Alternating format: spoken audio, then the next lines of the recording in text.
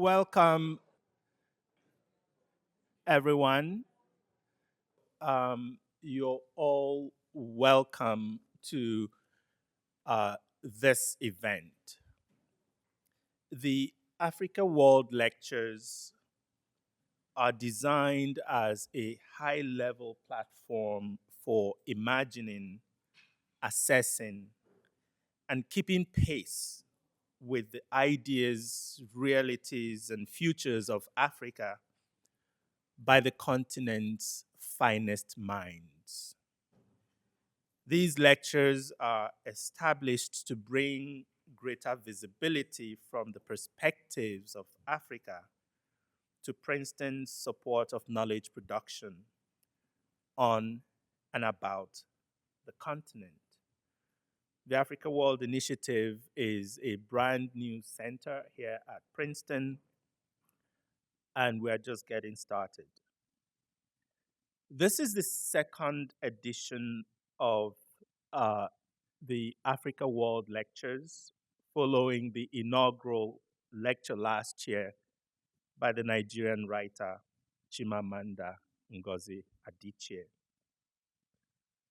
Today, we welcome to Princeton one of the world's most distinguished writers, the Nobel laureate for literature, Professor Abdulrazak Gurnah.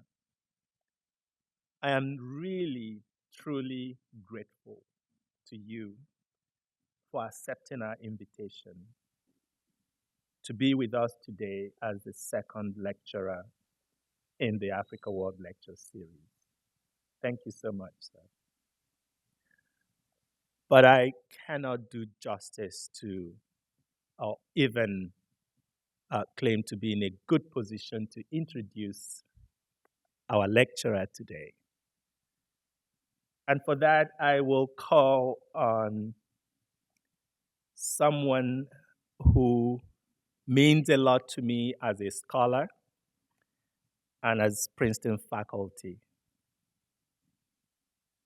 And that is someone I consider one of our university's treasures, Professor Simon Gikandi. Professor Gikandi, just a few words, is the class of 1943 university professor of English and chair of the English department here at Princeton. He was born in Nyeri, Kenya, studied at the University of Nairobi, the University of Edinburgh, and Northwestern University, and is today, without doubt, one of the most influential literary scholars of our time. Professor Gikandi has published widely and deeply in major fields of research on Anglophone literatures, post-colonial theory, and the English novel. Among the many field-defining works and books that he has put out for the benefit of the field, that includes Writing in Limbo, Modernism and Caribbean Literature, Maps of Englishness, Writing Identity in the Culture of Colonialism, and the masterpiece, Slavery and the Culture of Taste, which was the winner of the MLA's James Russell Lowell Award, but also the winner of the most important award in all of African studies, the Melville, formerly known as the Melville J. Herskovits Award, and the most clear indicator of his place in the business is the fact that he was the president of the MLA, the Modern Language Association, but also the editor of the official journal of the association. Professor Gikandi is the recipient of numerous awards here in Princeton. He received the Howard Berman Award for Distinguished Achievement in the Humanities. He is a fellow of the American Academy of the Arts and a fellow of the British Academy. So I'm privileged, Simon, to call you my colleague here at Princeton and a friend. Please let's welcome Professor Gikandi to introduce us.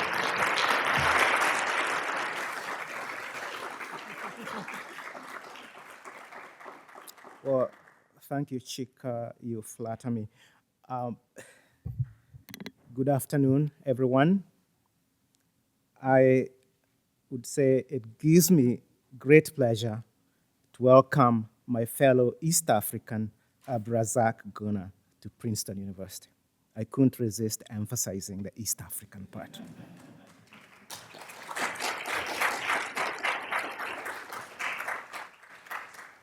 Abdulrazak Gurnah was born in 1948 in the island of Zanzibar, which was then a sultanate under British protection and is now part of the Republic of Tanzania. Gurnah was born to a Muslim family of Yemeni descent that over the years had become part of a cultural complexity in which Arabs and Africans had mixed and produced the Swahili culture that stretches along the East African coast from southern Somalia to the Comoro Islands.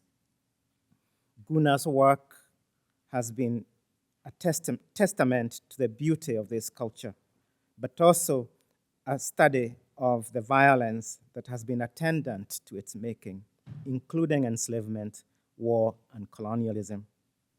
He has been a witness to both the beauty and violence of the Indian Ocean and the spaces that bring the expansive sea and shore together. Growing up under the sea, Gurnah recalls, he could see the harbor and dhows or traditional boats that connected the island of Zanzibar to the wider world. As he put it in an interview, his family home was 5 minutes from the sea. I quote, "From our house upstairs, you could look towards the harbor. You could see the harbor, but you could also see the warehouses of the harbor. You could also see the traffic on one side or this other side, and you could see into the old harbor, which was usually full of sailing boats and fishermen's crafts and so on." As a child, he was enchanted by the different people pouring from the ships that came to the island of Zanzibar during the monsoon season. Gurnah's beginning as a person and as a writer was rooted and continues to be rooted in an expansive geography that has historically looked east to the Gulf of Oman and South Asia, even as it has been shaped by European colonialism and events in other parts of Africa. So, in addition to its beauty, the sea and the near and far shores have come to function as a mirror that reflects the complexities of the East African coast and the Indian Ocean in all his works. This landscape, which runs through all his novels, is not utopian or dystopian, but that other space, the heterotopia, in which the contradictions of history and social life are constantly being played out. As readers of his novels will recall, the sea has been the key to a place, a memory, and an archive. It holds both enchantment and the violence of history. In 1964, when he was a teenager, that violence caught up with Gurnah's family. In that year, the Sultan of Zanzibar was overthrown in a coup d'etat. Although the coup was directed at the Sultanate, it led to political violence, most of it directed at citizens of Arab and Afro-Arab descent. Gurnah and his brother fled to Britain, leaving their parents behind. He would not return until many years later. He arrived in Canterbury, England as a refugee and started rebuilding his life as a teacher and as a writer. Gurnah attended Christ Church College, now Canterbury Christ Church University, where he received a Bachelor of Education degree in 1976. After a brief stint as a secondary school teacher in Dover, Kent, He enrolled at the University of Kent in Canterbury, where he earned a PhD in 1982 with a thesis on the role of criteria in the criticism of African fiction. He taught at Bayero University in Kano, Nigeria from 1980 to 1982, and in 1985, he joined the Department of English at the University of Kent as a lecturer, rising to become a professor of English and post-colonial literatures until his retirement in 2017. As an academic, Gurnah was one of the pioneers of what we call post-colonial criticism, but his impact has been felt most in his creative writing, especially his fiction.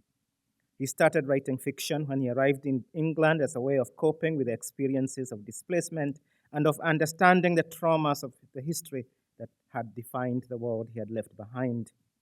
His early novels, Memory of Departure, Pilgrim's Progress, and Dottie, were some of the earliest reflections on the question of the refugee in the post-colonial world. And in what now appears to be prescient, even prophetic, Gurnah took up the theme of war as a source of massive displacement, immeasurable destruction, in a series of novels published in the 1990s and the beginning of the 21st century.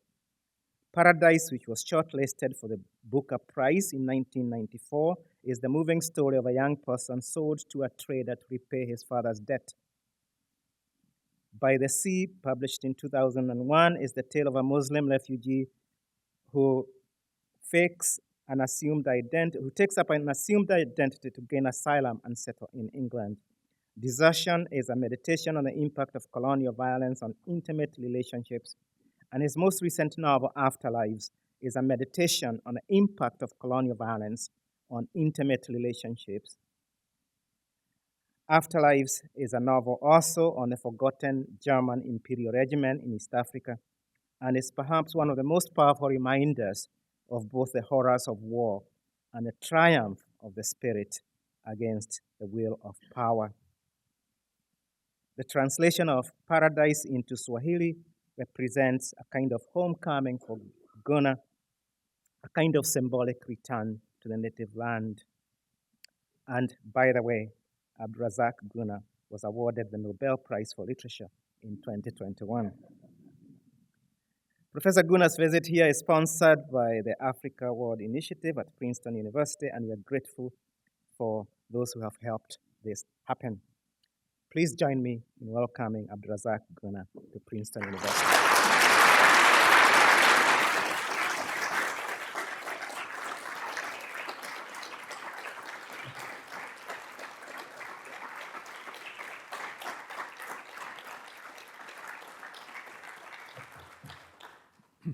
Thank you, Simon. Thank you, Chika. And thank you all for being here. Simon has already said some of the things I was going to say.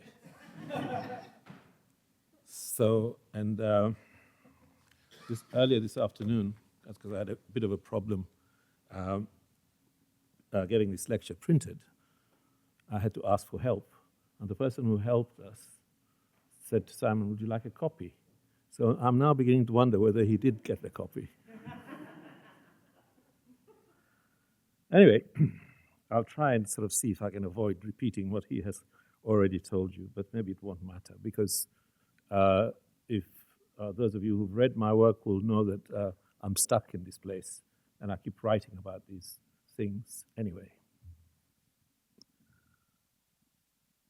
So, many years ago, when I was a schoolboy, I had read without a sense of obligation or loyalty to an identity. What I mean is that I did not think to ask. I did not think to ask, who is the person reading this text? What loyalties should he pay respect to? What kind of text is this? Should I have an attitude to its position? Of course, I was too young for those questions, and most of us are at that time. I had read textbooks in English from an early age, school books. But until my teens, when I was 13 or so, I had not read a novel or a story in English that was not set as a school text. We were colonized by the British, and our education was a colonial one. What we read were mostly abridged versions of famous English and American texts. R.L. Stevenson springs to mind. Treasure Island, Kidnapped, or Charles Dickens. I remember A Tale of Two Cities being one of the books that we read. Or Mark Twain's Tom Sawyer, or C.S. Forester's The African Queen. No doubt there are others that have slipped my memory. They were published by Longman, a British publisher with subsidiaries in several colonial locations. And these books were made available to schools in the colonized territories and regions. Other publications, books, and pamphlets were produced by the East Africa Education Board, an institution acting under direction from the Colonial Office in London. So, in short, there was a clear state direction in the shape of the curriculum. In addition to these texts that were deemed appropriate for colonized youths, suitably abridged for our limited grasp, we consumed comics, many of them racy and racist rags that we read without discrimination and without understanding their underlying meanness. These publications were not specifically designed for us, unlike those other ones, and in some ways were even more revealing of their provenance because of that, featuring a caricatured view of the non-European world. But some of these publications were what we would now call graphic books, or as they were then called, illustrated classics. My first encounter with Shakespeare's Macbeth was a beautifully illustrated book with quotations from the play to link picture to picture. The image of Lady Macbeth sleepwalking in gloomy castle Inverness has never left me. And when I came to read the play properly as a student of literature, those pictures ran ineradicably behind the text. I completed my first year in secondary school in December 1963, the month and year of independence from British rule. The revolution in Zanzibar, which Simon mentioned, took place a month later, in January 1964. And what followed for several weeks and months afterwards was a violent and lawless experience for many citizens. Decrees and prohibitions were regularly issued on the radio, on which we relied for any knowledge of what was required of us. We also listened to other radio stations in addition to Zanzibar radio in order to get an understanding of what was going on. Radio Tanganyika, Radio Kenya, the Swahili service of the BBC, World Service. The radio and rumors and our own terrified anticipation kept us informed. I remember sitting in one of the small rooms in our house because the small room felt safer when there were sounds of bullets going on somewhere. I remember sitting in one of the small rooms in our house listening to the BBC World Service with my aunt when I heard an interview and then a reading from a new book by a Kenyan writer. The book was called Weep Not Child. And the writer's name was James Ngugi. It must have been the BBC World Service in English, which my aunt did not understand. So she was probably sitting there to keep me company. She asked me what I was listening to. And I told her it was a story about a boy growing up at the time of the Mau Mau. We knew about the Mau Mau the British administration had done a very thorough job of demonizing them to us. So thorough that mothers upbraided their children by threatening them with the Mau Mau. In any case, that was my first encounter with fiction by an African writer, or indeed by any writer, of what we would now call the Global South. In the months and years that followed the revolution, our education went through a partial decolonization. Our teachers were no longer British, but from fraternal socialist nations, the German Democratic Republic, Czechoslovakia. This was before Glasnost, and the breakup of the Soviet Union. And we had some teachers from Ghana as well, which was, of course, at that time still a fraternal socialist nation.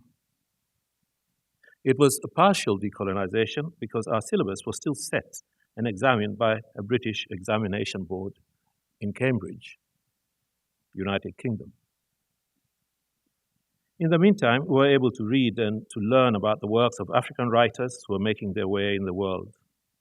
Thus, a group of students put on a performance based on Things Fall Apart, translated into Kiswahili. I read a poem by Wole Soyinka in a British Council magazine, which is where I first met him.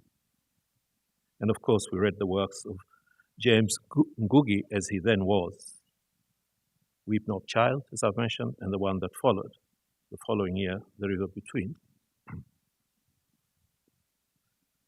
So pervasive was the impact of this writing, so strong was our desire for solidarity with what was happening in the African world, that I remember a short story competition which was launched by a publisher in Nairobi, I think. I think it was a publisher. I know it was Nairobi, which our headmaster encouraged some of us to contribute a story to. And I recall exactly that I wrote a story about a boy who lived in a village and was accused of stealing a chicken and some eggs. It was a milieu a long way from the one I knew, which was urban and built up in sight of the docks and the open sea, as Simon told you. Yet it did not occur to me that that was an appropriate location to write about. In 1966, at the end of my secondary school, I went to Kampala, Uganda, to visit my cousin, who was by then a young academic at Makerere University. It was a time of great excitement at Makerere, a vibrant and cosmopolitan academic institution with renowned scholars in politics and literature, as well as painters and musicians. It was also the home of the journal Transition, a daring and intellectual intervention in cultural politics of newly independent African societies. My cousin had studied at Makerere, whose other alumni was James Ngugi. It was there, while he was an undergraduate, that Ngugi wrote both of those first two novels. He also wrote and staged the play Black Messiah, which my cousin proudly told me he played a part in. It was my ambition that one day I too would become a student at Makerere University. Only we did not know at the time that Idi Amin was waiting to take over, and that under his leadership, Makerere University would enter for a while into very difficult times. So far, I've only described my induction into what I have called colonial education. My formal education started earlier with Quran school, which almost every child in Zanzibar attended and still does. Although it would not have been evident to a child of 5 or 6 that Quran school initiation provided another narrative that served many purposes, not only as a safeguard against the diminishing narrative of empire, but as an inclusion into the wider cosmopolitanism of the Islamic world and beyond. In time and with growing knowledge, this broadened into an understanding of the interrelationships between the literal cultures of the ocean before my eyes. It was not difficult to arrive at this understanding.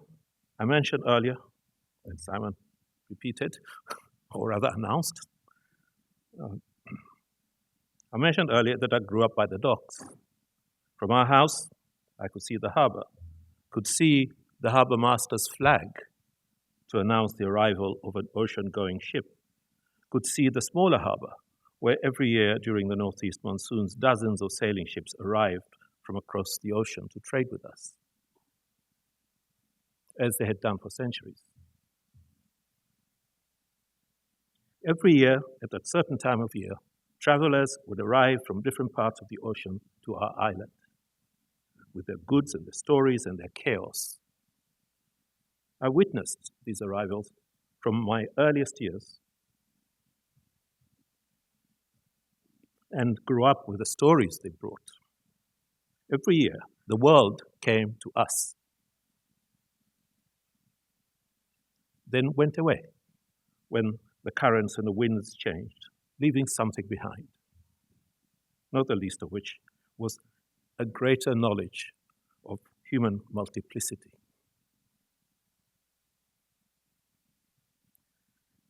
I have written and spoken about this phenomenon, this knowledge, and its tremendous impact in understanding the importance of that coeval humanity, a connection with the wider world, which at times seemed almost local. It's worth dwelling for a moment on the significance of the local and what we might mean by it. Simon mentioned heterotopia as the in-between, as well, between dystopia and utopia. But heterotopia is also something about what we find, shall we say, conflicting or paradoxical in the situation, in the location.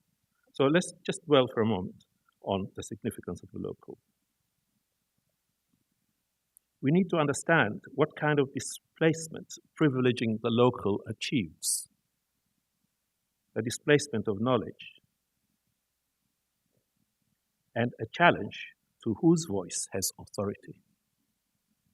It is, in a sense, to inaugurate another system of relationships.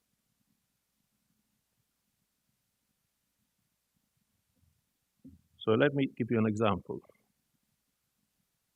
A recent archaeological dig in the center of Stone Town in Zanzibar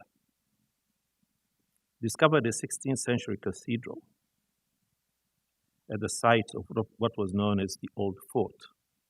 In Swahili, it's known as the Old Fort. In English, it's known as the Fort. Ng'ombe Kongwe in Swahili, which means that.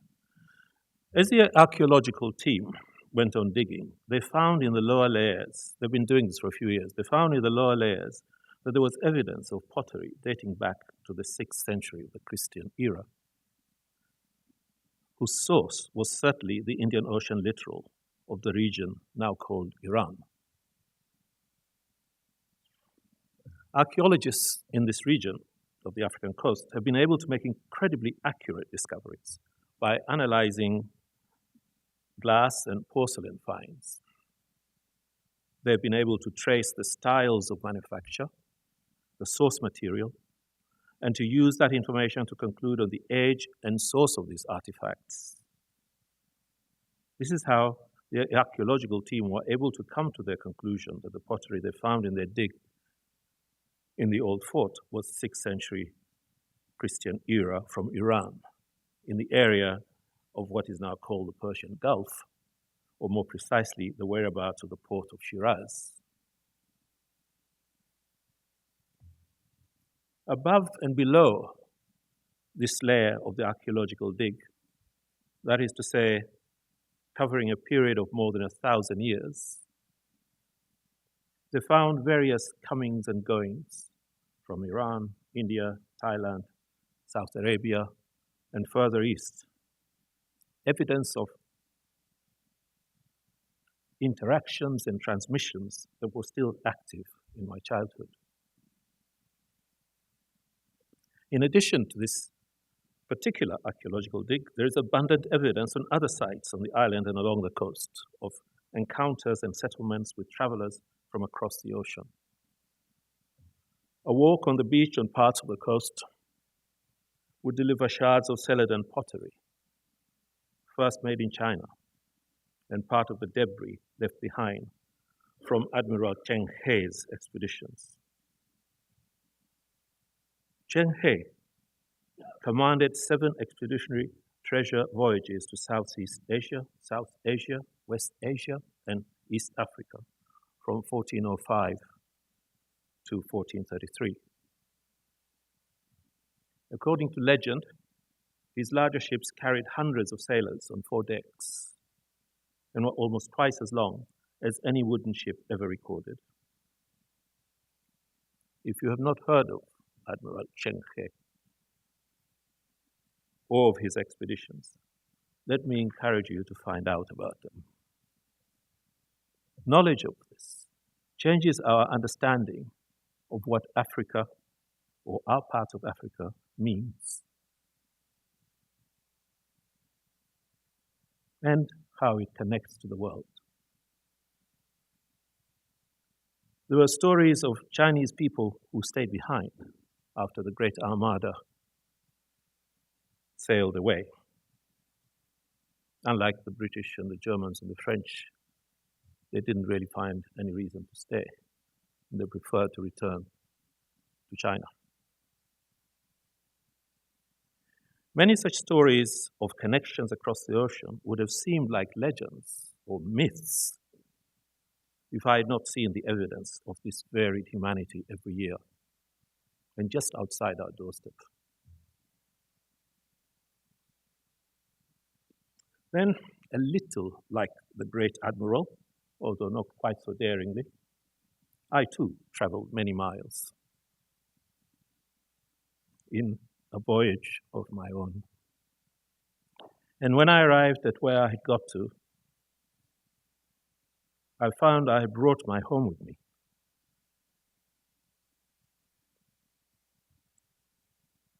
And that I had to learn to live with it in this unfamiliar place that was now also to become my home. And I made my way as best as I could in pursuit of what I valued and aspired to do, which was to be a scholar of literature. It has been a highly pleasurable pursuit and continues to be, and throughout my working life as a reader and a teacher. But there were some snags. In particular, I found that the writing I was studying, the works of fiction described as African literature, Simon told you I did my PhD in West African fiction. I found that the writing I was studying, the works of fiction described as African literature under different kinds of labeling or syllabus organization, did not say anything about the world I knew and grew up in. I could not see myself in the writing, or only saw myself misrepresented in other kinds of writing. It was as if we did not exist as any part of Africa. And the richness of those connections with the oceanic cosmopolitanism I have described were worthless. So part of the motivation of writing for me was to fill that gap. Not to upbraid or educate anyone, but more like a desire to say, this too is part of our world. And it is better to know about it rather than not to. In a sense, I had no choice. It might seem that a writer chooses his or her subject, but I suspect that more often than not, the subject chooses him or her. It is in that respect that I say the desire was not to educate, both because for me the enterprise of writing is not driven by polemical urgency, but by more complex desires, not least of which is the reflection and the pleasure in arriving at clarity about qualities which make us human. I have tried to describe the topography of the intellectual terrain in which a mind dwells and grows.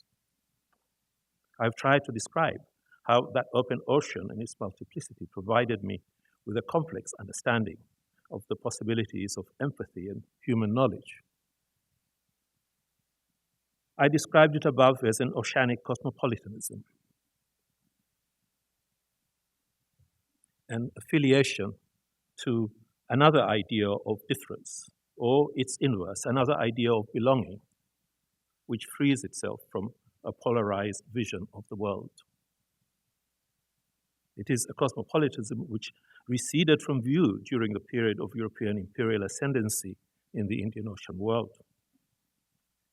In this period, the European-occupied colonies on the edges of the ocean were the far-flung outpost of European power, stockades against barbarism, as well as against other European powers. I refer to a cosmopolitanism which receded from view, but which continued and continues today. A network of ideas and cultures and histories, both antique and contemporary. Recently, we have started to speak about a global south. And to some extent, this is where the term becomes useful. It allows us to modernize and broaden the possibility of solidarity so that we can speak of formerly colonized societies as South. Colonialism, though, comes in different forms. Perhaps we should use the term provisionally, with an understanding that we are describing complex and various realities. But in talking about the global south, it is, of course, the aftermath that we are concerned with, and not the process. But we have to be aware that without a grasp of the process, that is the historical process, we have only part of the story of the encounter of Europe with the societies it sought to subject. To speak of South, then, is primarily to escape the polarizing discourse, to expand the idea of cosmopolitanism I've described above. It is a refusal of that way of figuring the world, and it is a recruitment of its members to a new cosmopolitanism, one which is wider than the more local one that pre-existed it, and no doubt will continue. To speak of the global south is both to invent and to celebrate a solidarity which is necessary to those who wish to refuse a polarized world. Thank you very much.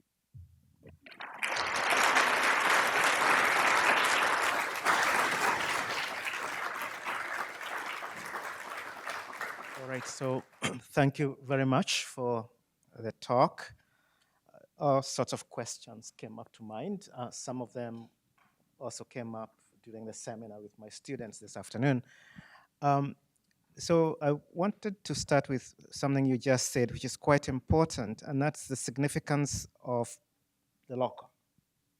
Because one of the things that strikes me now, looking back at your career and your works, is the centrality of Zanzibar and the East African coast and the oceanic, even when you don't name them.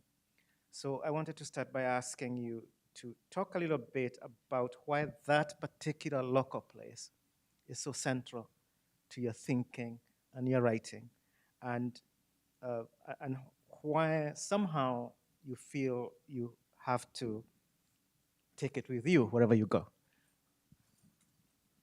Well, it isn't simple because, in a way, it's like I think I tried to say also, it's not really a choice.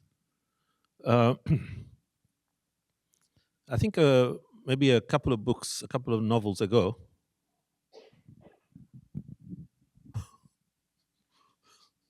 I thought to myself, no, this is enough. I don't want to write about that place anymore. But it doesn't seem to work. So why do you think that place keeps on following you? Because I think there's always something unfinished, really. Something that comes back. And I don't actually, to be reasonable and fair about this, I don't just write about Zanzibar. I do write about other places as well. It's just that somehow the other Zanzibar keeps popping up, keeps coming back. Um, I try to think of a way of describing it to myself as well. And I think in By the Sea, I do suggest that, although I was not talking about writing, but talking about experience, that what we experience somehow kind of, it's like a little string tied to our ankle and then to a little stake on the ground. You can't get very far from that little patch that you keep walking around and round and round in. So it's not some kind of mission, if you see what I mean. It's not like I want to make sure every particle and grain of Zanzibar reality is somehow recorded or anything like that. It's just I can't get away. Can't get away. It'd be interesting to try and find out why. But yes, I was tempted. So the other part of it is that you do often talk about how you started writing to cope with displacement once you got to Britain. And I was wondering what kinds of expectations you had for fiction itself. Why turn to fiction as a way of coping instead of just making a career, moving on with your life? Becoming an engineer. Yes, for example, an engineer or a doctor. Yeah. The reason you say I keep coming back to that is because people keep coming back to that. And they keep saying, how did you start writing? So it's not so much that I want to revisit that process, but people want to know. Why did I do that? I think because clearly it's something that came sort of, I was going to say naturally, but came easily or comfortingly or something like that. I found it useful. I enjoyed doing it, as I think I also have said when people have asked me about it. I actually always enjoyed writing. It's something I've found pleasurable to do. And because my teachers, mostly, I suppose, said, oh, this is good. You said that well. So this kind of thing makes you also pleasurable. But by then, this is, again, something about writing, that a lot of people write, but what they write is not intended for anybody to see. Possibly the teacher, because the teacher has said to you, write a story or an essay. But quite a lot of the time, you write it because it's helpful in some way. So why fictionalize? I don't know, but it was part of the process. The fictionalizing was part of the process of moving from just writing for myself to writing so that with half an intention to begin with, because it takes a long time to kind of build up the courage to actually say, I'm going to write this, I'm going to show it to people, I don't know who they are, and they're going to read it and they're going to tell me what a clever little man I am. But it was part of the process of arriving at that, the sort of that public process. Yeah, one of the things you talked about this afternoon, which struck me, was the colonial abridged texts. Took me back to my own childhood, and I kept on, as you're reading the list of titles, they came back to others. Yeah, I kept on adding to them in my head. But it wasn't clear to me whether they were kind of important to you in terms of your future writing, or whether this is something you just needed to move away from. Do you see that those colonial abridged texts as driving some of your creativity in a way? No, I don't think so. I don't think so. They were very unsatisfying without even knowing that they were abridged. I didn't really realize that they were abridged things, but they were very unsatisfying. Of course, later on, I came to read all of those books and saw the proper quality, as it were, that they're mostly good books, not The African Queen, but mostly they were interesting and powerful books. But the abridged versions were really just for the story kind of thing. And mostly they're for boys, because most of those examples, and I bet if you think of your list, you'll find that they're not the kind of things that were intended for girls to read. So it was like as if the colonial office had in mind schoolboys rather than schoolgirls. So one area where you've really been at the forefront, even before your time, is the representation of what you're calling oceanic cosmopolitanism, because at the moment there's a lot of conversation about the ocean. So I had two questions there is, why do you think it took such a long time for us to recognize the significance of the ocean? And the second question is, what exactly makes oceanic cosmopolitanism different from the traditional cosmopolitanism we talk about? Okay. All right. So I think the first reason, you said today that you and your class were discussing that writing the literal. Yes. I think I discussed there the way in which the powerful narrative of European presence in the Indian Ocean, that is the Portuguese first and then the British and the French and so on. Well, firstly, all of those nations wanted monopoly. They did not want this thing that was going on before, this cosmopolitanism, if you like, but these routes of transmission. They didn't want that. What they wanted was to be able to control the trade, even if necessary, with guns, with ships, and so on. So that breaks that relationship, if you like, and establishes another narrative. And this is a narrative of Africa there, Arabia there, India there, etc. So, so even though that continued, as I suggested, and as clearly it did so, but the overpowering narrative was a different narrative. You look at the map and you don't see connections. You see blocks with borders and colors, red for them, green for them, this one for the other, Portuguese or whatever. So it's all broken up. It's not the place that would have seemed to those who are making these journeys. The second question, which has gone away, what is different about this cosmopolitanism, oceanic cosmopolitanism? Now, when we say cosmopolitan, very often we think of an idea that actually has the West as the core place, and then that spreads out. At least in the way that if somebody were to be described as a cosmopolitan, it would mean that she is interested, say, in the Chinese or in India or in Africa or something like that. But basically, the core position, the central position of this person who's turning into a cosmopolitan is Europe or the West. But if you really if you get away from that way of thinking of what is cosmopolitanism, what do you think the Chinese, where's their center? It's not the West. It's probably there. And we don't know anything about them. We really don't. I speak for myself, but I speak for myself too, in that I didn't know anything. I was reading a book just before we went to China for the first time in March. We mean Denise and I. But just before that, I was reading a book by Amitav Ghosh, his most recent book, which is, I think, called Ashes, something in Ashes. I forget the full title, which he will not forgive me for, but anyway. Which actually begins by talking about his own ignorance of China until he went there for the first time when he was researching those opium books that he wrote, those novels, the trilogy. And then he realized just how misrepresented China is, how little is known.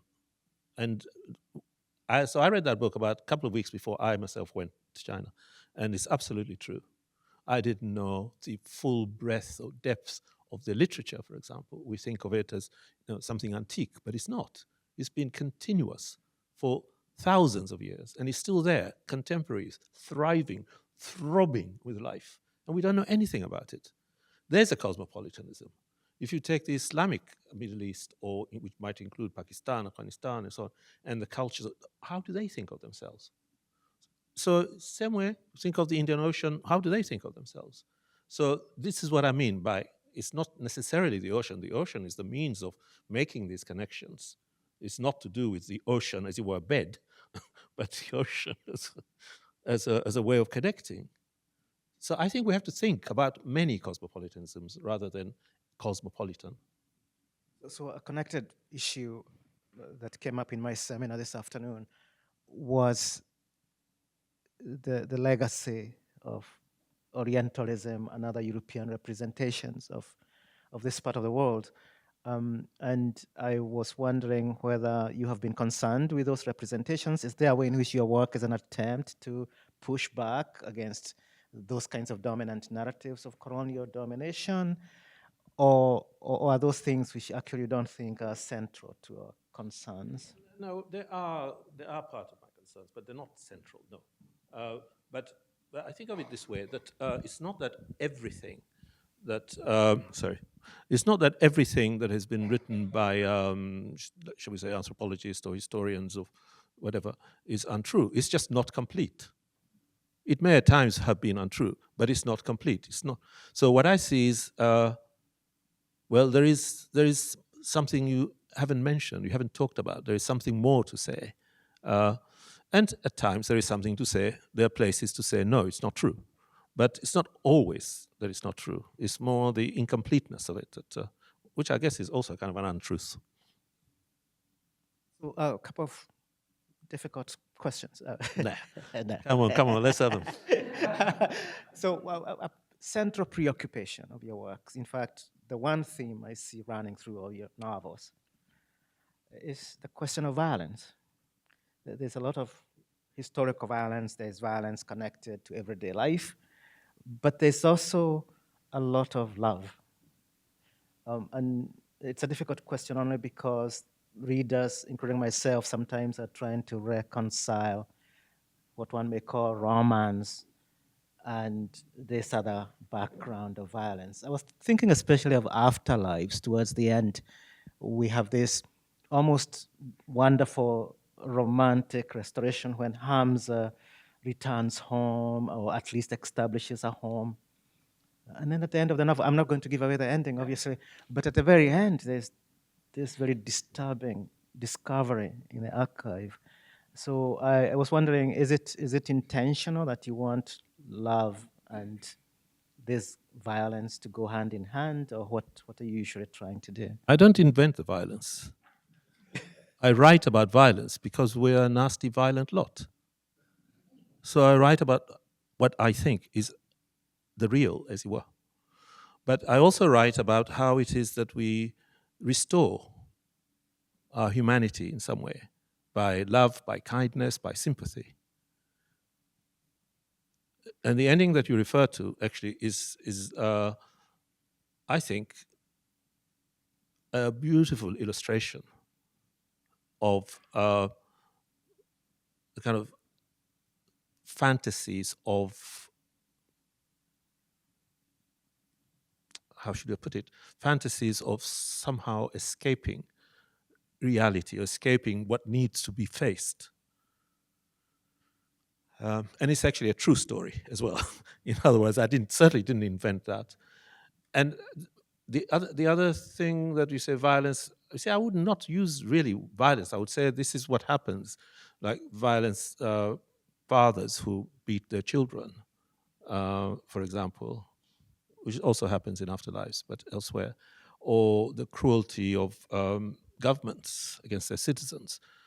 These are not inventions. These are realities of our times. But I'm also, I think, saying that we have no choice but to overcome this with sympathy and affection and care for each other. That's why I was saying it's a difficult question, especially now when we are surrounded by violence and displacement. So I was wondering, but you've started doing it, how do we begin to imagine transcending violence? Is love enough? Oh well, no, it's not enough, but it's something. It's something. I mean, if all we have, I mean, what are you going to do if you have some of the bloated monsters who rule our countries? What are you going to do? You're going to say to them, "Hey, listen, enough of this now." Stop. So you carry on and you give each other as much affection and care as you can. And the final question I had has to do with the role of memory. Again, one of the key themes in your work. Why is memory so persistent in your works? Well, two things. Let me just distinguish between memory and remembering. You have no choice with memory. It doesn't ask you, do you want to remember me? It stays with you, whether you want to or not. And so for that, you cannot negotiate, particularly if you're a writer, I think, where you can duck and weave and whatever, but these things keep coming back. You're asking me about Zanzibar, same thing. These things come back. You can't get rid of them. But remembering is different. You say, who was that? Do you remember that? Do you remember this? Do you remember that? And that's different. That sometimes is pleasurable, sometimes it's painful. But memory, I think, is just something you can't talk to it. You just have to live with it. I think we can open it up to the audience for questions. All right. My name is Ahmed Al-Muazimi. I'm a PhD student at Princeton, working on the history of Zanzibar and Arabia. And as a historian, I really enjoyed your historical reflection on the history of the island. And in that connection, I would like us to think about Indian Ocean imperialism as well, not just European imperialisms. As you've mentioned, the Chinese, they were also taking tributaries from these ports, not just, conducting exchange of gifts, but also the Omanis, the Cholas, the Marathas, the Mughals. So many powers around the Indian Ocean were fighting for power and control over trade routes. But my question is more about how would you characterize your relationship with Swahili literature, people like Shaban bin Robert and others who have been writing prior to you and after. And as a historian of Zanzibar, I came across in the Zanzibari archive somebody by the name of Salim Gurnah.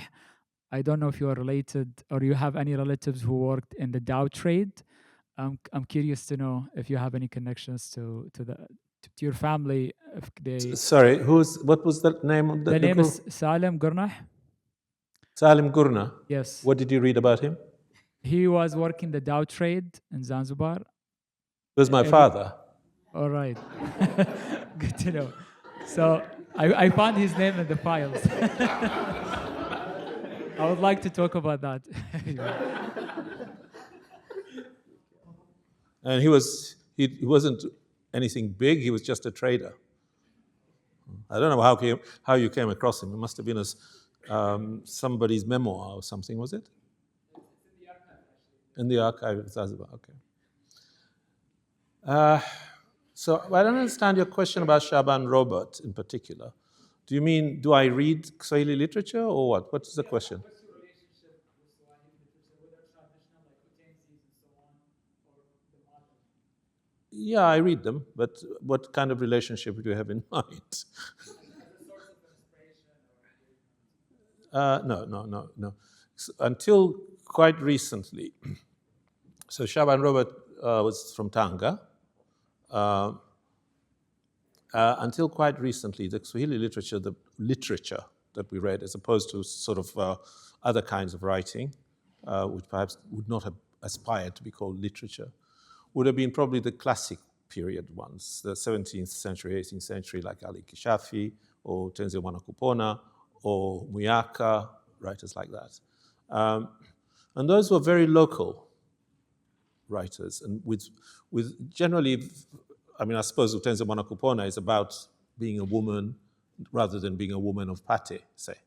Whereas Ali Kishafi is very much about being a man of Lamu. And Muyaka is very much about being a man from Vita, Mombasa, and so on. So these are very local kinds of forms. But yeah, we read those. Now, Kiswahili literature is in a different place, or Kiswahili writing is in a different place.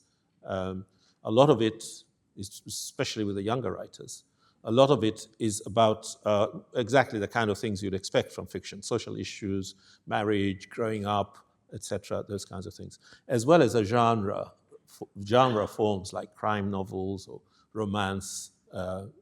Romance of the really, really sticky kind. So there's a variety, and it's coming, but it's taking a while. Hi, my name is Hannah Roman. I graduated in 2011 from here. And I just wanted to say that it's a huge honor to get to meet you here. When I read your books, I never thought that I would actually get to meet you. So thank you so much for being here. A pleasure. My background, so I was born in Mauritius, and I've lived in America my entire life.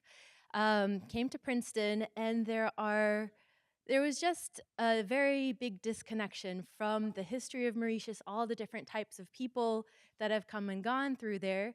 And when my friend Lindsay here gave me your book as a birthday present a couple of years ago, it was the first time I was really able to see all of these connections and just the so multi-layered histories and stories that all happen at the same time. The conflicts, the feelings that happen generation after generation and last, all of that was really profound for me. So I have to, mostly I wanted this microphone so I could let you know.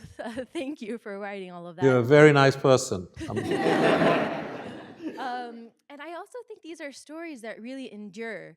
It's fascinating to me to know or have an idea that maybe my ancestors have gone through some of the things that you write about, and that maybe I and my parents have maybe gone through some of these things too, and they're worthy of being known and existing in the world because we have existed.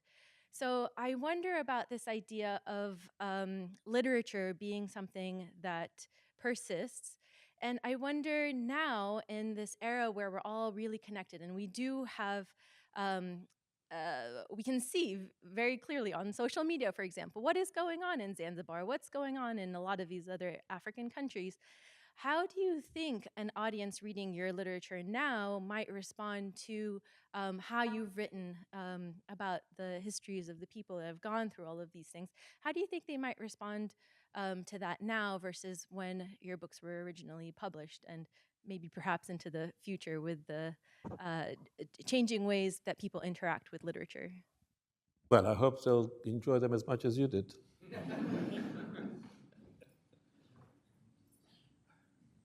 Yeah, honestly, I hope that will be just the same for them as well as it was for you. Hi, first of all, thank you so much for doing the lecture. Just as this lady, my background is I was born in Mombasa in the colonial days. I was also 100 yards from the harbor front seeing the dhows come in the morning. In Bahraini there, huh? Yes, been to Zanzibar many times, stayed in Stone Town. My grandmother was born in 1900s, still have family there. And reading your books, again, it allows me to identify what my great-grandfathers went through during the colonial times in the early 1900s. But the one question I had was, in all your books, you tend to have Indian characters. You know, is there a reason why you select the Indians as your, some of your main characters?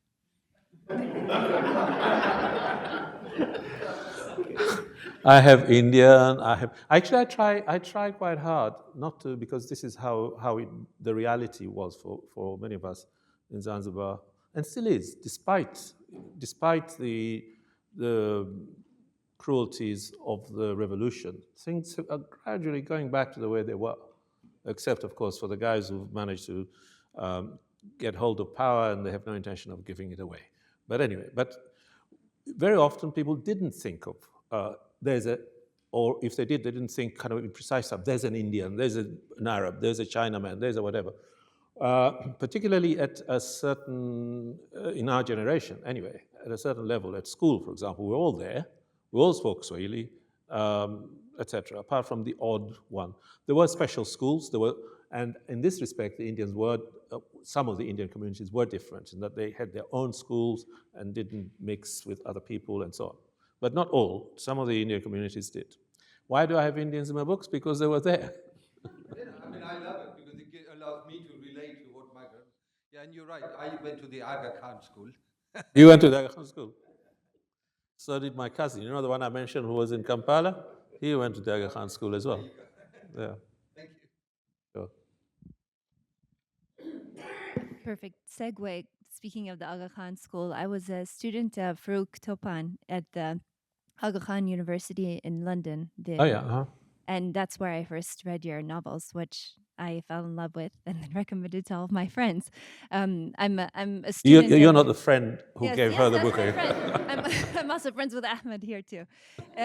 We're all connected. So also, thank you. Thank you for writing these. A pleasure. I wanted to ask you about home and just the concept of home and how so many different kinds of people can feel so at home in a single place. And I know that this word is, you probably think about it a lot for yourself, but it's, I don't know how you did it, but you made everyone belong there in a really beautiful and special way, even amidst the tensions. And I'm so curious if you think we are losing this, or we have to grapple with home in a new kind of way in this world that's like so cosmopolitanism that we lose a local, and how is home like authentic and real for so many different kinds of people? Well, we have to change, possibly we have to change how we think about that. I say possibly because it may be that we don't have to, because it's been going on anyway. That is to say, home isn't one place, just one place. For me, I know for sure that is so. If Zanzibar is my home, even though I don't permanently, as it were, live there. I go there regularly, but I don't live there, but it's my home. And I live in England, and I've worked in England, and that is also my home. So for a long time, it would have been difficult to say both of those, to say kind of without any inhibition that England is my home. Of course, there's a certain way in which England is not my home and cannot fully be my home. But on the other hand, it is my home. And Zanzibar is my home in a way, even though I don't live there. But it is, as it were, in my consciousness and in my body, it is my home. So maybe we have to understand that it is possible to have more than one place that is home, but it would mean something different. What do we mean by home? Do we mean that thing that is always there in your mind and in your body? Or do you mean something where you live and contribute and are part of and have children and whatever, all of those things? And I think it's possible to have both. Well, I'm quite determined to have both. Yes. So first of all, my name is Leonard Wanchekon. I'm originally from Benin. I'm a political scientist in economics here. And I'm excited to inform you that I'm setting up a campus of an university in Zanzibar starting next month. Oh, yeah? So I'll have a home in Zanzibar. So I hope you'll be happy in your new home. I'm already happy, because I have been there last year like several times. I have a question. So, I'm going to ask a political scientist question, which is maybe if you can comment on contemporary Zanzibar, because you have a unique feature to be predominantly Islamic, but also cosmopolitan, and I dare to say liberal. And so which contrasts a little bit with other countries in the region. So could you maybe tell us, maybe if you have any view on that. How we get there? I think it's a progressive place. I mean, at least the current government, the policy that they are putting in place, and it had those ingredients I just described. So could you maybe give us an idea of, how do you explain this? How do you explain how much progress has been made socially, politically, not in Tanzania in general, but particularly in Zanzibar? Thank you. Well, I wish I could join you in applauding. But, of course, it's a great improvement from the days of terror when imprisonment was, like anybody's whim, when people were killed, or lost their jobs, etc. So we've moved on. We haven't moved on to the point, the three main areas where we haven't moved on. One is the political body, as it were, isn't healthy. Elections are still fraudulent. So the will, as it were, of people when they vote is not respected. The politicians still play games with people's choices. So the political body then is unhealthy, despite appearances. But at least, and this is where we've made progress, at least people are not killed anymore because they are not behaving themselves and voting in the way that they're expected. So that's progress. The other area where we still have a long, long way to go, and it doesn't seem to me as if our government is concerned enough about it, is schools. Education is rubbish. It doesn't work.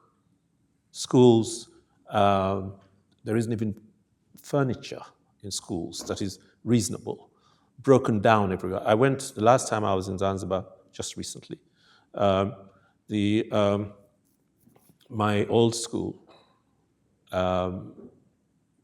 just kept badgering me, I must go visit. And I didn't want to go because I thought I would be distressed by what I had seen in other schools. Anyway, I went, and the photographer was following me. Where did you used to sit when you were, here at school? Which classroom were you in? Eventually, I got to meet the students. There were 60 students sitting in one room, packed. And I was told this is the sixth form. 60 students, no desks, sitting in chairs. And I said, is this how they're taught in this class? And the headmaster, who was accompanying me, said, yes. So how do they even take notes? On their laps. They have their notebooks on their laps. 60 students doing A-level, maths or something. How can you learn? So education. They have to put money into education, stop building hotels. And the third thing they need to do is hospitals. Hospitals are dire. So, get those three things fixed while you're there.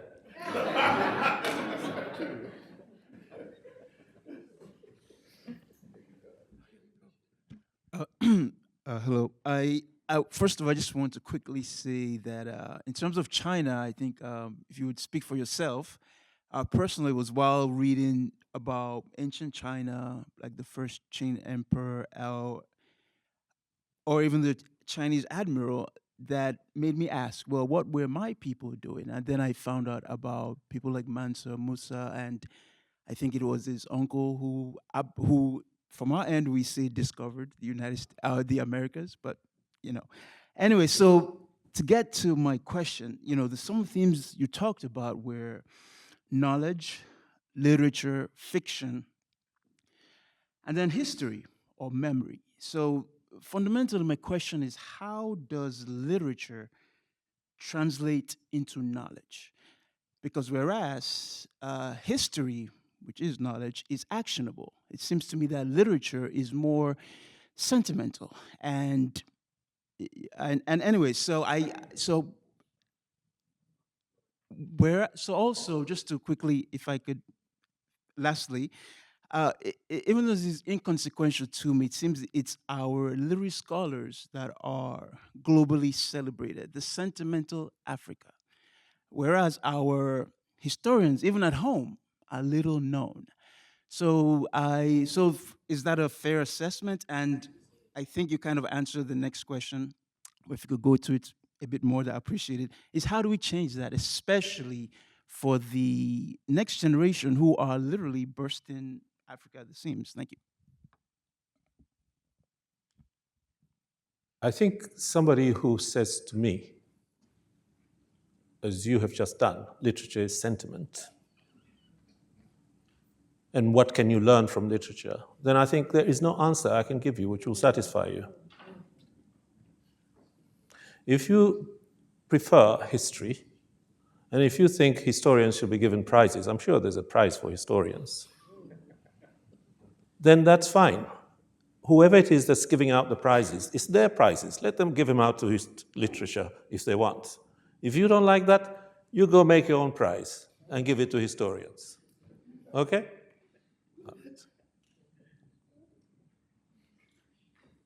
I had a question. So thank you so much for your talk and also for visiting us today in the classroom.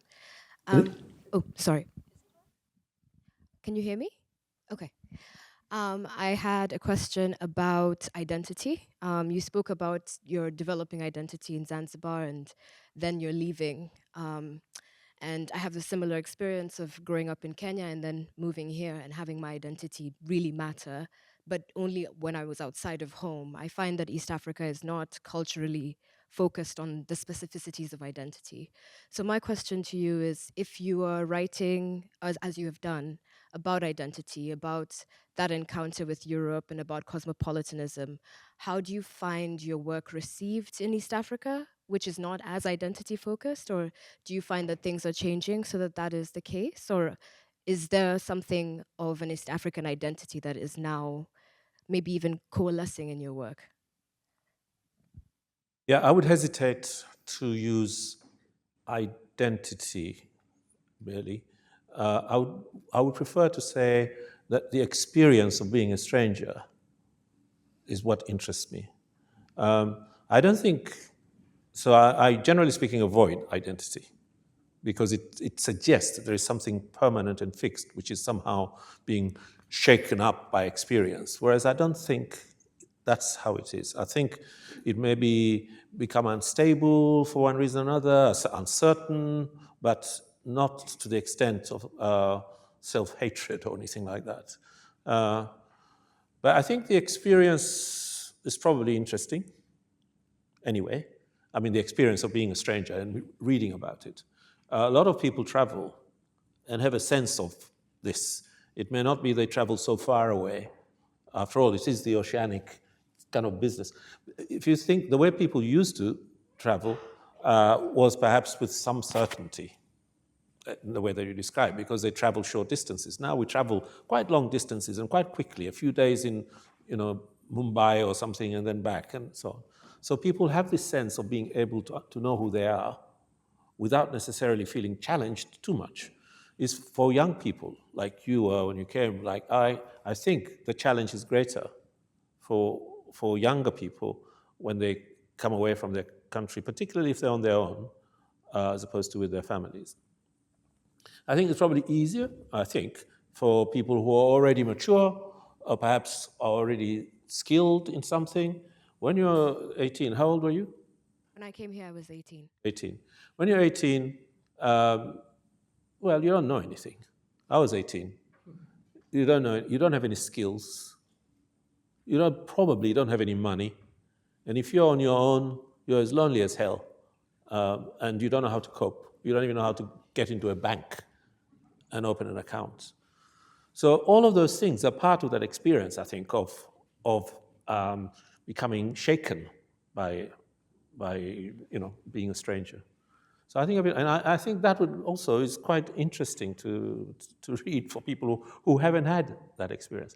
Remember, like our friend over there at the back, literature is also about news, about learning Not learning in the sense of that the way you might learn from a geography book or something like that, but learning about other experiences which you think, I understand, I share, or even the news is, in other words, is not completely out of the blue most of the time. Sometimes it is, but it's not completely. You identify in some way. You understand something of it. So you read, even if you haven't gone through that experience yourself, even if you don't have that doubt yourself, you read and are engaged. It depends on the writing, of course, right? Maybe one more one.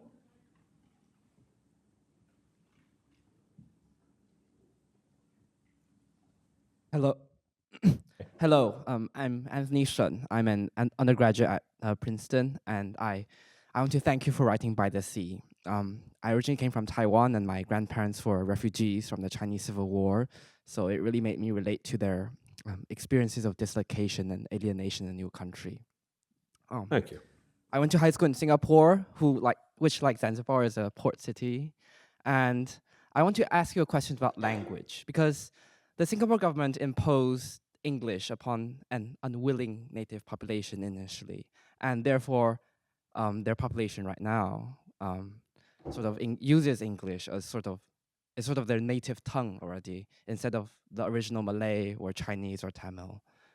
So I want to ask you, when you write in English, as compared with Swahili, what identity do you inhabit, and how has that shaped your reception in not only the West, but also in East Africa? I don't know if I can really answer that question, the last part of the question.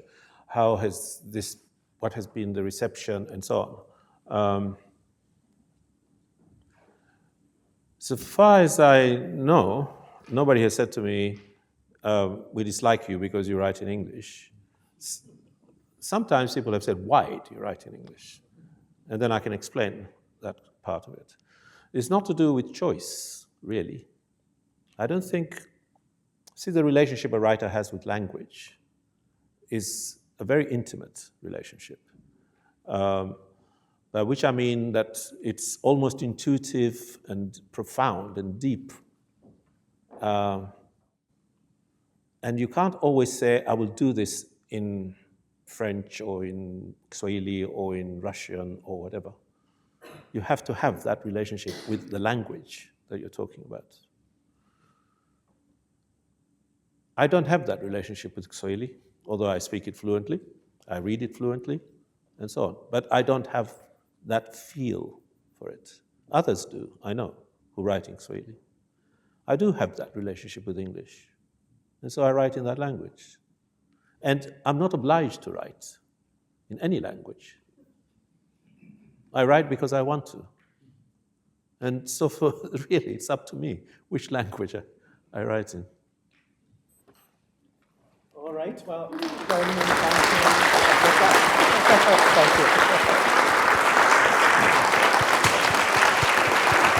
you. Thank you.